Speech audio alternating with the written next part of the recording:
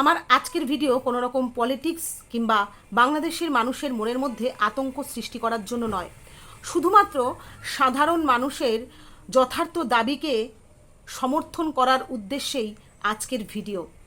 আমিও একজন সাধারণ মানুষ, হতে পারি ভিনদেশীয়, যদিও আমাদের ভারতবর্ষেও এই সমস্যা কিছুটা হলেও আছে, তবে বাংলাদেশের সমস্যা আরও অনেক বড়, যেই কারণে আজ বাংলাদেশ সব কিছু থেকে পিছিয়ে থাকে।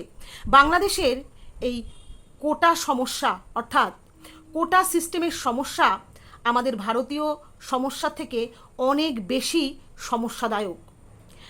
যদিও এই বিষয়গুলো বলতে গেলে আমাকে একটু পেছন ঘুরে দেখতেই হচ্ছে। 1952 সালের 21শে ফেব্রুয়ারি ঢাকার রাস্তায় কিছু ছাত্র যুবক আন্দোলনে নেমে পড়ে। তাদের উদ্দেশ্য ছিল বাংলা ভাষাকে রাষ্ট্রীয় ভাষা হিসেবে মর্যাদা দিতে হবে। খুবই একটা সাধারণ একটা আবদার ছিল, যেটা সরকার চাইলেই খুব সহজেই করতে পারতেন।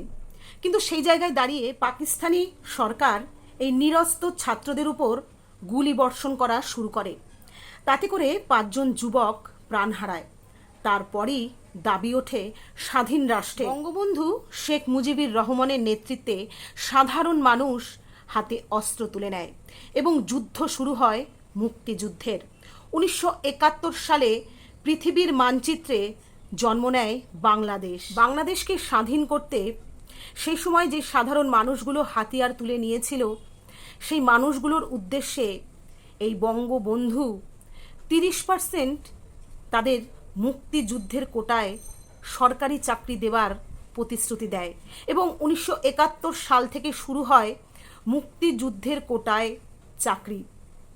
সে সময়ের পরিস্থিতি অনুযায়ী তার এই সিদ্ধান্ত খুবই একটা গুরুত্বপূর্ণ ও ভালো সিদ্ধান্ত ছিল। যদিও মুক্তিযুদ্ধে অংশগ্রহণকারী মানুষগুলি এতটাই সাধারণ ছিল যে অনেকে তার মধ্যে ঠিকমতো পড়াশোনাটাও জানতো না, সরকারি চাকরি করার মতো যোগ্যতাও তাদের মধ্যে ছিল না।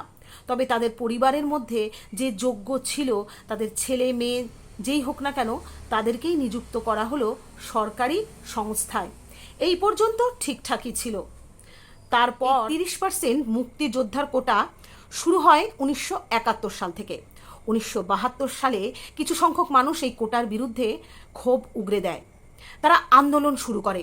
সেই আন্দোলনে সরকার নতুন সিদ্ধান্ত নিতে বাধ্য হন। মানুষ ভেবেছিল সরকার হয়তো সংবিধান মেনেই কোনো সিদ্ধান্ত নিতে চলেছেন। আদতেও তা হয় না।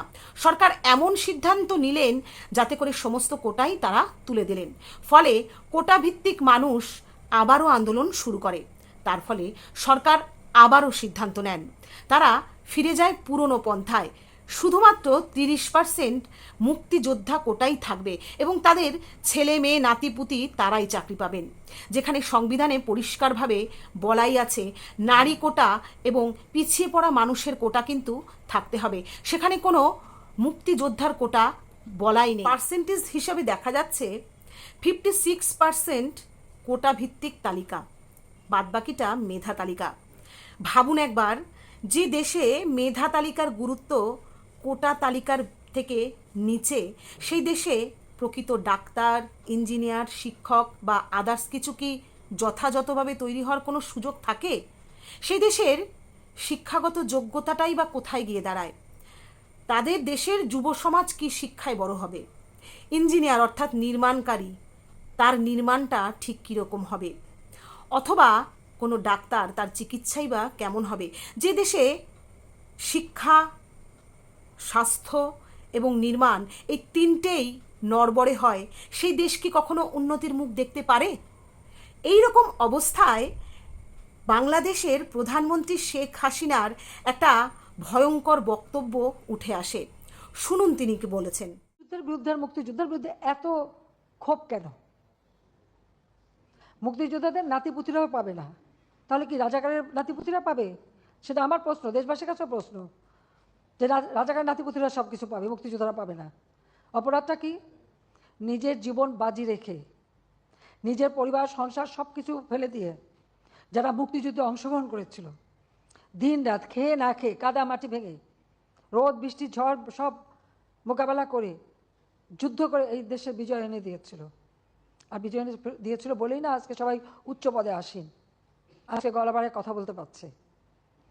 নইলে তো ওই পাকিস্তানিদের বুটের লাথি খেয়ে চলতে হতো। ভেবে করলেন? আসলে রাজাকার বিষয়টা অনেকেই জানেন না, তাদের উদ্দেশ্যে বলি।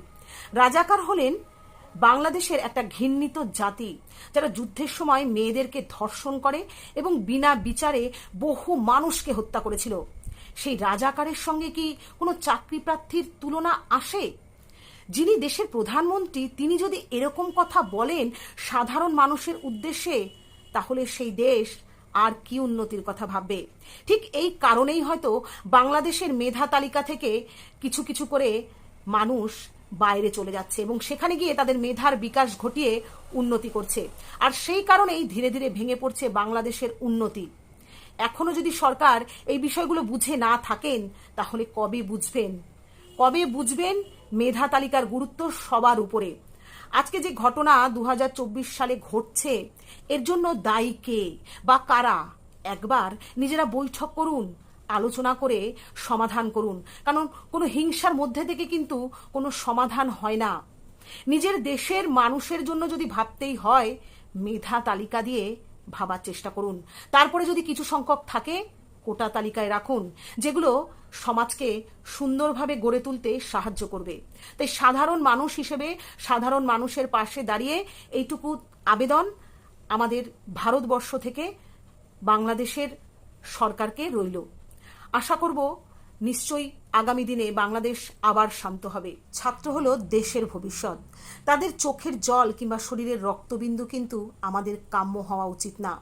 লজ্জার বিষয় এটা।